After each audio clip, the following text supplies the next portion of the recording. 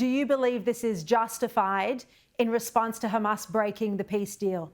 Well, to quote my immediate boss, acting National Security Advisor, Secretary Marco Rubio, the Sharm el-Sheikh peace accords is not some kind of excuse for political suicide for Israel. So absolutely, if one side is acting in bad faith or in breach of the 21 points that President Trump brought to the table in Egypt, then of course Israel has a right to protect itself. So this is a tense time. We still have numerous dead hostage bodies to be returned, including 2 US nationals. As a result, this is going to be a difficult period. But if anyone can bring us a final resolution and get us to a point where those 21 metrics are met, it is the current incumbent, it is the commander-in-chief, it is President Trump.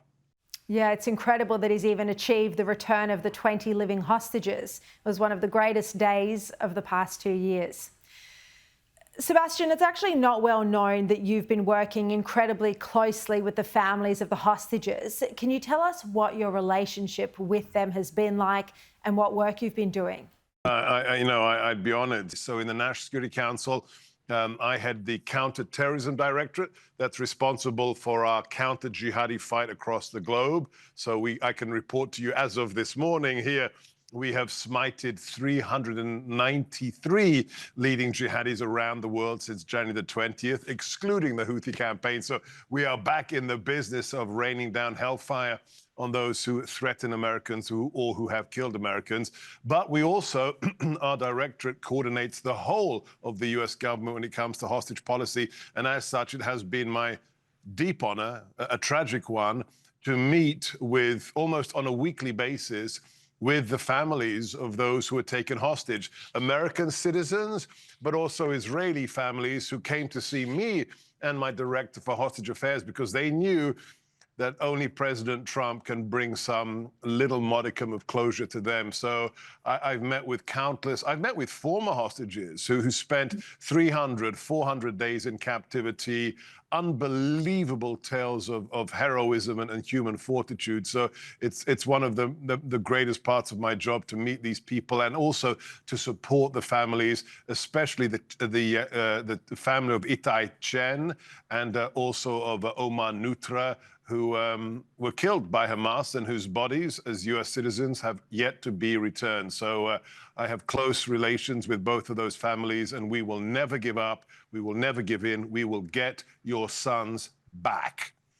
There's been outrage at Hamas staging the fake retrieval of a hostage's remains. His mother's spoken and said how incredibly emotionally distressing this is. Is it your view that Hamas is deliberately playing psychological games here? Or what is your response to the staged fake unearthing of hostage remains? I'm not at liberty to talk about what we're reading in our intelligence reporting, but if you just stay in the open source, if you just look at the public reporting for the last 20 years from that benighted part of the world, let's be very clear. A form of psychological warfare has been implemented against the people of Israel. Just this symbol that some asinine, clinically imbecilic morons wear in Hollywood for, galas and award ceremony of this red hand they put on their lapel pin in some kind of, I'm with the oppressed of Gaza, is actually a reminder of the bloodied hands that was shown at a window when an Israeli captive was murdered by these individuals. So whether it's these symbols of, we will torture, we will kill your loved ones, we will keep them in tunnels, we will make them dig their own graves. We've seen this repeatedly again and again and again. But look, here's the shining light.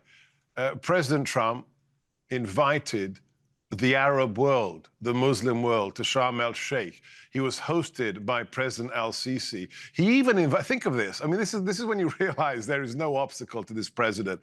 He invited the Ayatollah. He invited the regime of Iran and said, hey, have you had it with us dropping 34,000-pound bombs on your nuclear facilities? Did you have it with the 12 days of Operation Rising Lion before that, before Midnight Hammer?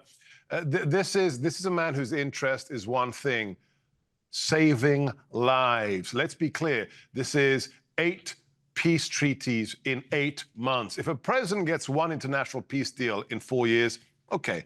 If he gets 2, hey, that's historic. We've had one a month for 8 months, and this is the biggest. So yes, the psychological exploitation will likely continue, but they're messing with the wrong president, and at the same time, they're also messing with the wrong prime minister in the form of Benjamin Netanyahu. Strong, strong words there.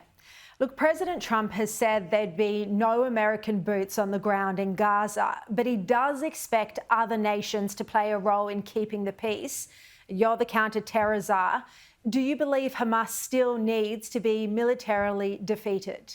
Utterly and completely, without a question of a doubt. The Hamas, look, don't listen to me. Read their founding charter from the 1980s. It states in its opening paragraph, we are a chapter of the Muslim Brotherhood. The Muslim Brotherhood is the progenitor of every modern jihadi organization, from Al-Qaeda to ISIS to Hamas to Hezbollah, even to Shia organizations, if they believe in global jihad and the need to kill all Christians, all Jews, and all apostates. You have genetic makeup that comes ideologically from the Muslim Brotherhood. So yes, Hamas is about jihad. Hamas is about killing all those who do not ideologically agree with them or enslaving them. So yes, unless Hamas is completely excised from that community, unless there is a new political class that fights the corruption that we've seen in that part of the world for decades now, there is no hope for the people of either Gaza or the West Bank. So that's the big challenge. And the good news is we have some nations who are at Sharm el-Sheikh who have massive militaries, and others who have massive GDPs, who relatively easily can assist in the stabilization and the rebuilding of what is, to all intents and purposes, a very small piece of territory in the Middle East. If those nations are serious about the recognition they profited from standing next to President Trump just a few days ago, then it's time for them to pony up. It's time for them to deploy their assets and help bring stable relations to that part of the world. And it's all doable with President Trump. President Trump had this phrase near the end of his campaign before he won for a second time, or should I say third time. He said, you know what it is about Americans? We make the impossible look easy. Nothing is out of the question with President Trump at the helm. Just a quick follow-up to that. So you don't expect Hamas will voluntarily disarm, as the president has been urging them to do? It is going to require military action? I'm not a betting man, but I would not in any way, shape or form bet that an organization that has pledged fealty to an ideology that wants to see all Jews, Christians, and apostates killed or enslaved, voluntarily laying down a butter knife, let alone an RPG or a machine gun. Just on another topic, we've seen Zoran Mamdani appearing alongside Islamic extremists while he's campaigning, and he just did a big rally as well, of course, with AOC and Bernie Sanders. He's now on track at this point to win the New York City mayoralty race. I mean, is it unfathomable to you that someone who is this anti-American can be on the cusp of victory in New York? So unlike my predecessors in the somnambulant Biden administration, I respect the Hatch Act. So I will not make partisan political statements on behalf of one candidate or another. But I will tell you one thing: in my SCIF, so in my secure compartmented information facility where we do our classified work every day, there is a giant poster of the Twin Towers behind my classified computer terminal for a reason. The fact that we will be commemorating the 25th anniversary of the greatest terrorist attack against the United States in the modern age next September.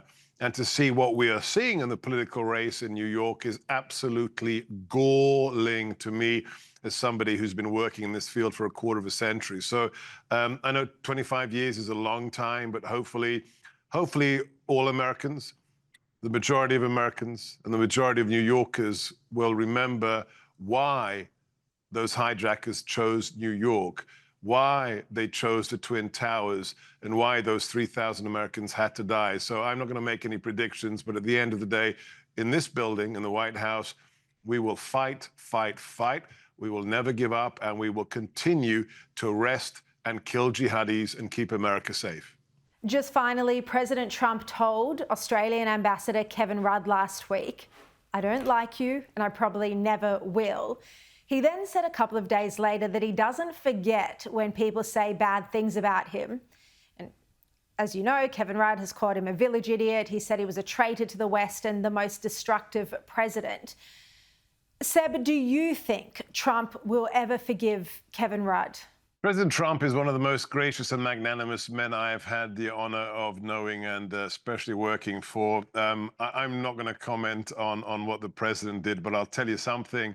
In my first meeting with your ambassador, I brought up his tweets against the president just to make sure that he understands who we are and that we have very long memories and the internet is forever. And my recommendation, I did this for another ambassador who had said unfortunate things before he became ambassador. You know what? You need to publicly apologize. And you know what he did? That ambassador publicly apologized, and it made a difference. I'll end on this note. We are living in history, every single one of us, everyone in Australia, everyone in Europe, everyone in Asia, Africa, the Americas. We are living in historic times right now, and we have a president who is performing tectonically significant historic acts every single day. The greatest challenge we have in this White House is keeping up with this man, which is absolutely impossible. My message to everyone in government that I make every single day, and to the foreign nations and governments I meet, is if you don't understand who President Trump is and understand the opportunity you have to better your country, to make it safer and to prosper, shame on you. Join us, whoever you are, and we will prosper and we will be safe together if you share our values. That is my message to every ambassador, every prime minister, and every president. Some of them have gotten it already. They were at Sharm el-Sheikh. Others, it may take a little bit longer, but you're living in historic times, and this is a historic president. So pay attention, step up, and join the cool kids. When did you give Kevin Rudd that advice to publicly apologise? Roughly how long ago did you meet with him? I didn't give him that advice specifically. I brought up his importune tweets and comments in our first meeting together right at the beginning of the administration. I advised another ambassador to publicly apologize, but you make your bed and you lie in it, right? And what did Kevin Rudd say when you brought this up? That would be indiscreet of me to, all I'll say is he smiled a wry smile when he, I'm not a diplomat. I would be an absolutely disastrous ambassador or a diplomat. I don't do niceties for nice sake. So when I speak plain speak like President Trump, sometimes diplomats don't know how to react. That's okay. I sent them my message. It's up to them to draw the conclusions or to ignore my advice or the president's advice. Yeah, all right. Sebastian Gorka, thank you very much for making the time for this, and keep up the fight against terrorists on behalf of the West. Thank you so much. That's the plan. God bless you and your viewers. Thank you.